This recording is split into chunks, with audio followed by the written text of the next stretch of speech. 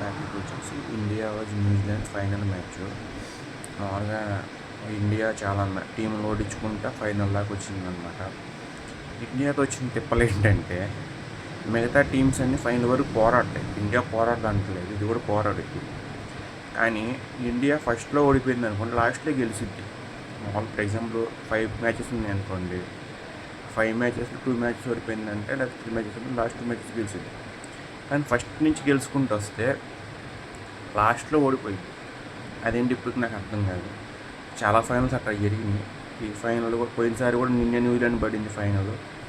అప్పుడు కూడా ఇండియా ఓడిపోయింది. న్యూజిలాండ్ గట్టి కాంపిటీషన్ ఇచ్చింది. ఈసారి ఇండియా కావాలని నేను కోరుకుంటున్నాను మనస్ఫూర్తిగా, ఒక ఇండియన్గా, ఒక భారతీయ పౌరుడుగా అండ్ ఇండియన్ అబ్బానిగా. మీరు ఎవరు గెలుస్తారు అనుకున్న ఖచ్చితంగా కామెంట్ చెప్పమని మర్చిపోమాకండి. And I love India. I'm citizen of India. So I want to own the India. నేనైతే ఇది చెప్తున్నాను. అలా అని శత్రువుని మనం తక్కువ అంచనా వేయకూడదు. న్యూజిలాండ్ కూడా గ్రేట్ టీం అది. అండ్ ఆస్ట్రేలియా, న్యూజిలాండ్ మనకు తెలిసింది అంత బౌలింగ్ బాగా చేస్తారో, బ్యాటింగ్ బాగా ఆడతారో. సో మనం కొంచెం కేర్గా ఉండి మెయిన్ వికెట్లు అవగొట్టేసి